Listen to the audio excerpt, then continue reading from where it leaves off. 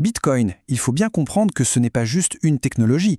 Non, c'est bien plus que ça. C'est une réponse assez audacieuse à une question qui hante l'humanité depuis des siècles.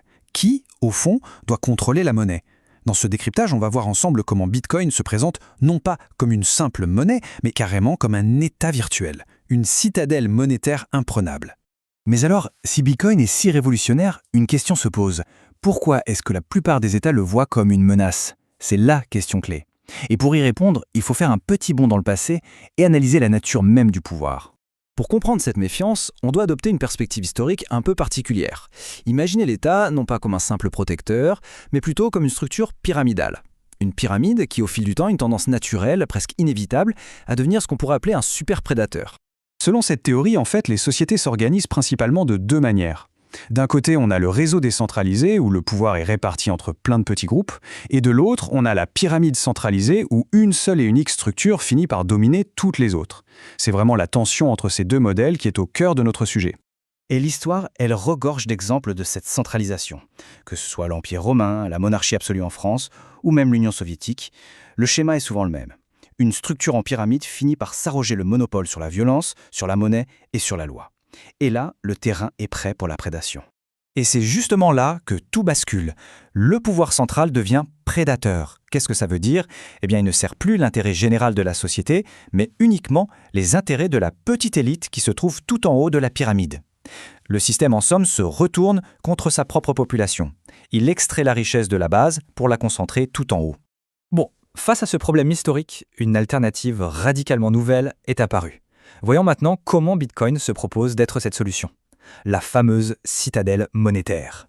Cette métaphore de la citadelle Bitcoin, elle est vraiment puissante. C'est un refuge numérique, un lieu virtuel dont les murs sont conçus pour être inviolables, pour protéger la richesse de ses habitants contre l'inflation, la confiscation, bref, contre toutes les décisions arbitraires des États. Et voici la règle la plus importante, la règle d'or de cette citadelle. Il n'y aura jamais, au grand jamais, plus de 21 millions de bitcoins. C'est une limite absolue. C'est gravé dans le marbre du code. C'est immuable. Et ça, c'est une rupture totale avec les monnaies classiques, celles dont les banques centrales peuvent augmenter la quantité à l'infini sur simple décision politique. Les lois de cette citadelle sont radicalement différentes de celles d'un État classique. C'est un réseau ouvert à tout le monde, de pair à pair, sans avoir besoin de montrer patte blanche. Les transactions sont incensurables.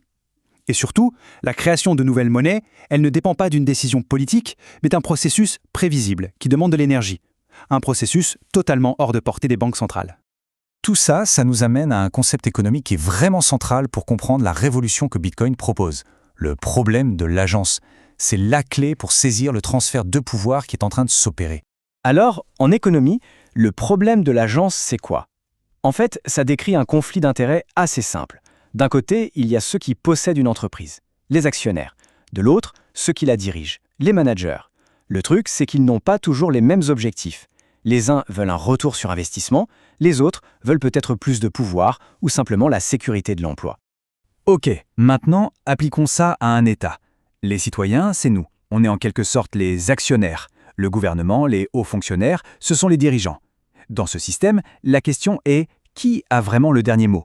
Eh bien, ce sont les dirigeants, que ce soit par la loi ou par la force. Le problème de l'agence est donc quasi systématiquement résolu en leur faveur. Eh bien, Bitcoin, lui, il inverse complètement cette dynamique. Ici, les utilisateurs sont les véritables actionnaires. Et celui qui exécute les ordres, le dirigeant, ce n'est pas une personne ou un groupe de personnes. C'est le code lui-même. Un ensemble de règles, transparentes et surtout immuables. Le pouvoir bascule donc, pour de vrai, du côté des utilisateurs. Mais concrètement, comment est-ce que ce pouvoir des utilisateurs s'exerce ? Ce n'est pas juste un concept abstrait, c'est un mécanisme bien réel. Sur Bitcoin, on ne vote pas avec un bulletin dans une urne. On vote avec ses actions. Le simple fait d'utiliser le réseau, c'est déjà un vote de confiance. Chaque utilisateur, en faisant tourner le logiciel, valide les règles qu'il soutient. Et le plus important, c'est que la communauté peut collectivement ignorer et rejeter toute mise à jour qui viendrait trahir les principes fondateurs du système. Et attention, ça, ce n'est pas que de la théorie. Il y a eu des tentatives de créer des versions alternatives de Bitcoin qui cherchaient à le rendre plus centralisé. Mais à chaque fois, la grande majorité des utilisateurs a tout simplement ignoré ces propositions. Ils ont choisi de rester fidèles au protocole original. Le pouvoir des utilisateurs a bel et bien prouvé sa force. Alors au final, que faut-il retenir de toute cette analyse ? L'idée essentielle, c'est que Bitcoin introduit une nouvelle option sur la table, un choix qui avant n'existait tout simplement pas dans le paysage monétaire. Ce tableau, il résume parfaitement l'opposition. D'un côté, on a l'État centralisé, avec son monopole, son offre monétaire illimitée et son pouvoir qui, on l'a vu, favorise les dirigeants. De l'autre, on a l'État virtuel Bitcoin, basé sur le consensus, avec une offre strictement limitée et des règles conçues pour servir ses utilisateurs. Ce sont vraiment deux mondes qui s'affrontent. Et tout cela nous laisse avec une question assez vertigineuse. Si on peut considérer Bitcoin comme une sorte d'État monétaire avec ses propres lois, alors le choix de la monnaie qu'on utilise devient bien plus qu'un choix financier. Ça devient une forme de choix de citoyenneté. Et ça pourrait bien redéfinir complètement notre rapport à l'argent et au pouvoir.